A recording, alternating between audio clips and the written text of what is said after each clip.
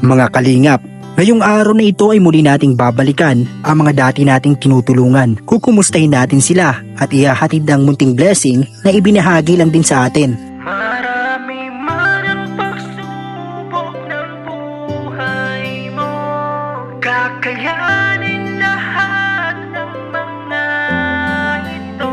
Laging tatandaan, di ka nag-iisa. Nandyan ang mga kalingap, laging nakasuporta. Yan, hello po mga kalingap, kakatapos lang po ng mission ngayong araw. Yan po, alas 4 na po ng hapon. Yan yung mga kasama natin dito. At ito yung gamit nating sasakyan pag uuwi. Bro, salamat pala dun sa pinabot mo kanina. Yung pinabot mo kanina kay, kay Ma'am Vivian. Okay, Salamat sa kanya. Thank you bro. Sige bro, ingat bro, ingat.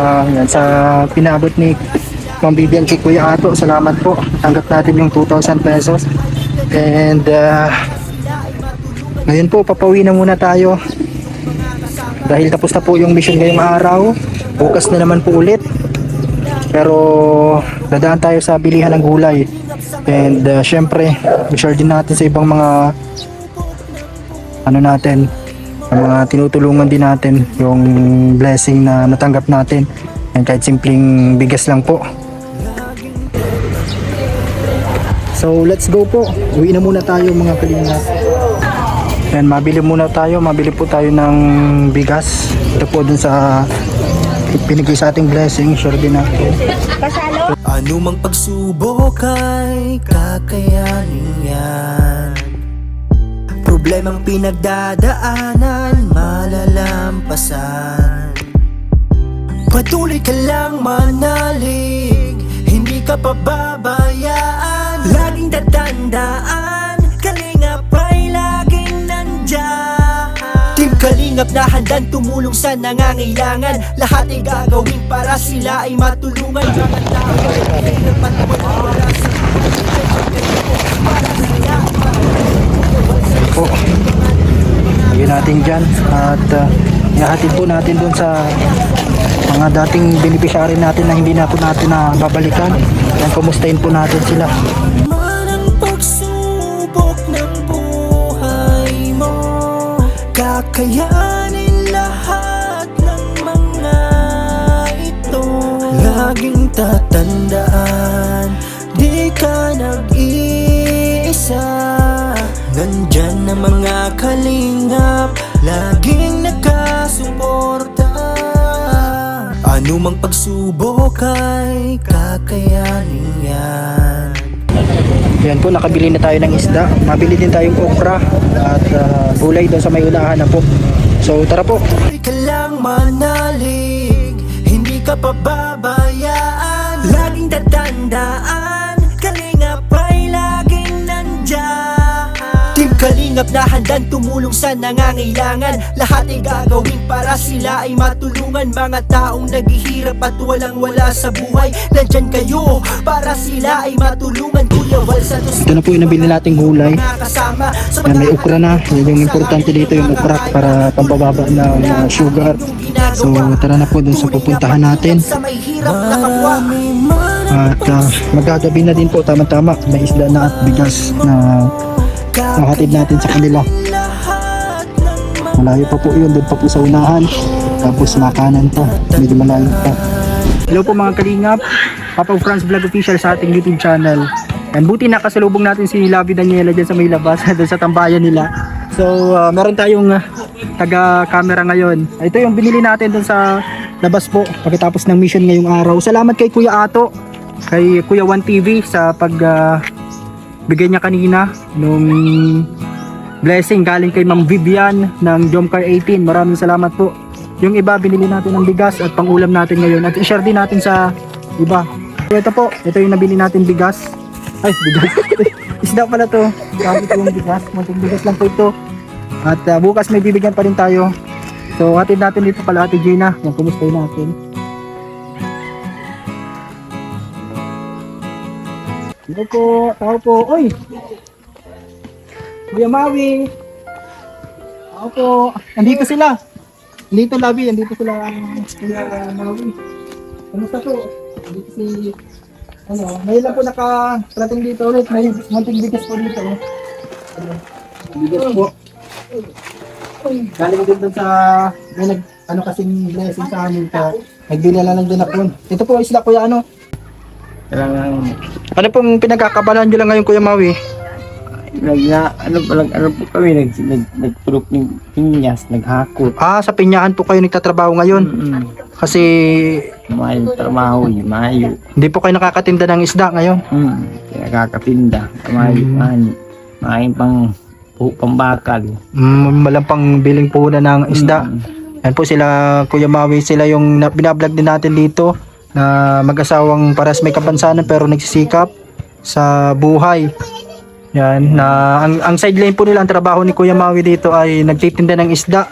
Kaso yung problema niya dito, minsan wala siyang puhunan na pantinda. Yan po.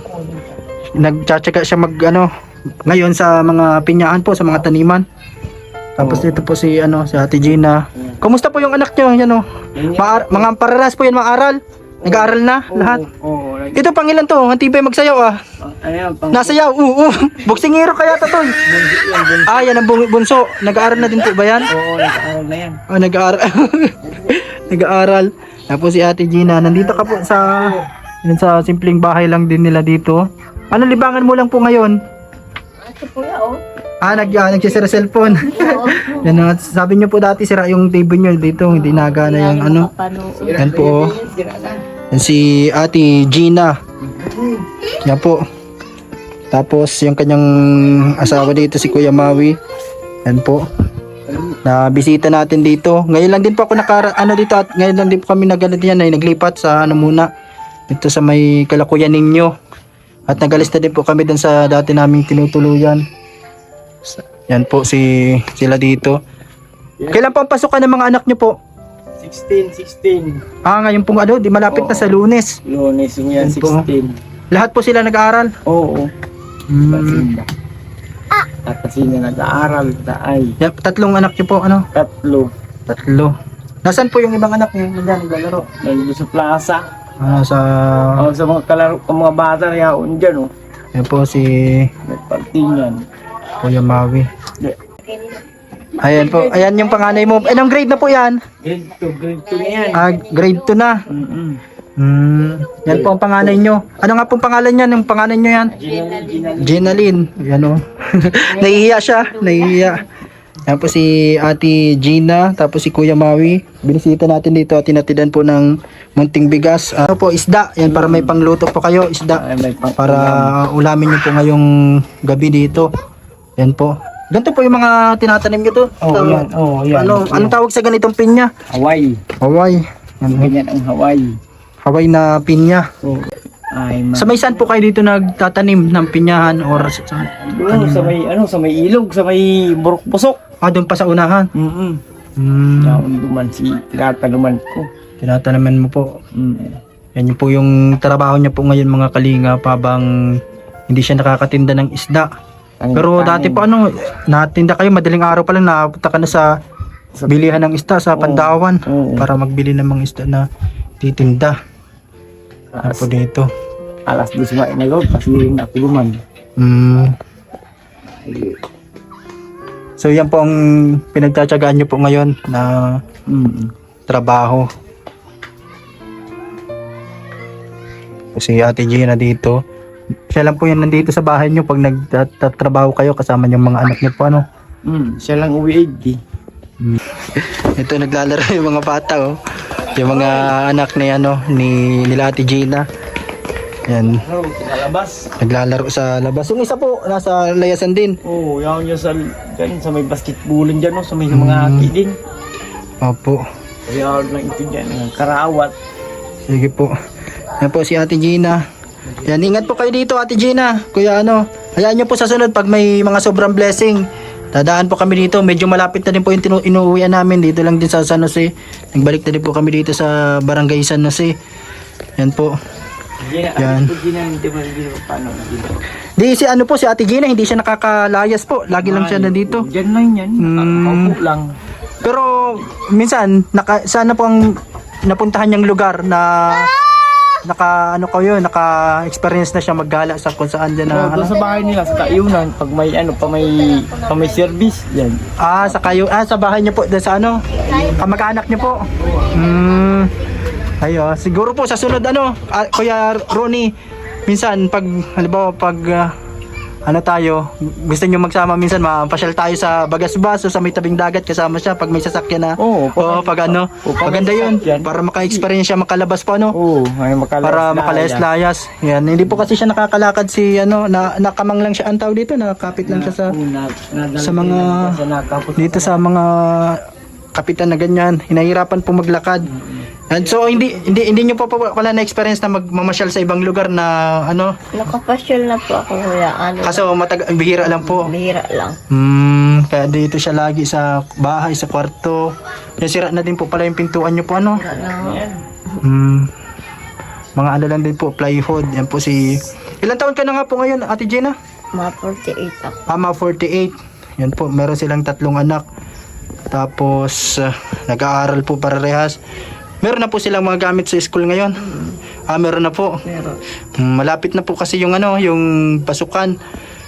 Malapit na. Sa Lunes na. Lunes. Yan kaya si Kuya Maui ay Sa Lunes na pasukan. patuloy nagsisikap sa kanyang munting trabaho. Yan po. Patuloy pagpa-eskwela ng mga anak. Hayaan niyo po, Kuya Maui, baka sa sunod pag may mga nakapanood, magkaroon ka na ulit ng puhunan sa sa pag-isda para makatinda-tinda ka. Dito nga rin may pang-araw-araw mga anak ng baon ng isda. Tapos si Kuya Maui, kahit na ganyan po yung kalagayan niya, nagsisikap siya mag-drive ng sasakyan, nung nakapanood nyo dati sa first vlog po, mga kalingap, may bit-bit siya ng mga panindang isda. At maaga pa lang, nagtitinda ka na po, Oo. Yan. Pero ngayon, sa bundok muna siya sa bukid, nagtatanim. Wala. Kaya yun po ang hanap buhay ngayon nila Kuya Maui. Yan sa mga viewers po natin. Yan Kuya Maui, meron po dito munting lang pambili-bili. Hayaan niyo po sa sunod po pag may blessing, tapos pag sakaling tayo, sama po namin kayo nila Ate Gina. Maganda yun, yung maaga pa lang nasa may tabing dagat o kaya sa mamamasyal. Pag meron tayong sasakyan na makukuha. Yan, sama po namin kayo para malibang-libang din po siya kahit paano. Yan po, nandito man din kami sa lugar na to. Yan sa San Jose, malapit lang. Yan, salamat po, ingat po kayo dito. Salamat din po, salamat. Yan, sa mga nanonood po. And ingat po kayo dito, Ate Gina. Opo. So, maraming salamat po mga kalingap sa inyo pong panonood sa ating channel. Yan, na-share natin kahit papaano yung content blessing kay Ate Gina at kay Kuya Maui. Yan, munting bigas lang po yan mula dun sa ibinigay ni Ma'am Vivian, Ate Vivian, kay Kuya Ato na ibinigay sa atin. Maraming salamat po. Pag may sobrang blessing, syempre share natin sa iba. Yan, kahit papaano makapagpasaya tayo, kahit na ganun lang din po yung natin, simple lang yung buhay natin. Pag may sobrang blessing, share natin sa iba. Maraming salamat po yung din natin sa susunod kapag makagala kami sa labas dahil mamamasyal sa ibang lugar sa tabing dagat, sama natin sila Ate Gina para makamasyal man siya kahit paano. Salamat po. Yung natitirang bigas dito at isda, bigyan na lang natin doon kay Mama Susan sa lola ni Daniela kasi mag-isa lang siya dito. Si Papa Leonardo, yung asawa niya po ay nasa Batangas, nagtatrabaho ngayon. Kaya mag-isa dito sa kanyang munting bahay. Dito din po sa dating tinira namin, kaso wala na yung dating tinira namin dyan. Sama namin si Brianna, kung nagsama pa rin. Ayaw magpaiwan. At si Labi. Ano natin? Anumang pagsubok ay kakayanin yan. Ano pala nag-aapang? Tulad ng pinagdadaanan, malalampasan. Patuloy ka lang manalig, hindi ka pababayaan. Laging tatandaan, kalingap ay laging nandyan. Isda. Dito po yan sa lugar nila. Dito po dati yung bahay dito. Dito dati kami nag-stay nung hindi pa nasira ng bagyo. Yan po. Ito si Labi kasama natin. Yan si Mama Susan. Yan, mag-isa lang po siya naka-stay dito sa kanyang bahay-bahay. Yan po. Salamat po digdi sa dara sa kuya ni DJ Franz. Ulam at saka yung bigas. Yan Ito po. kasi aking kasama dito. Ay get matuto na silang magbahay-bahay din. Ito po, maraming salamat po sa bigay sa akin ni DJ Franz.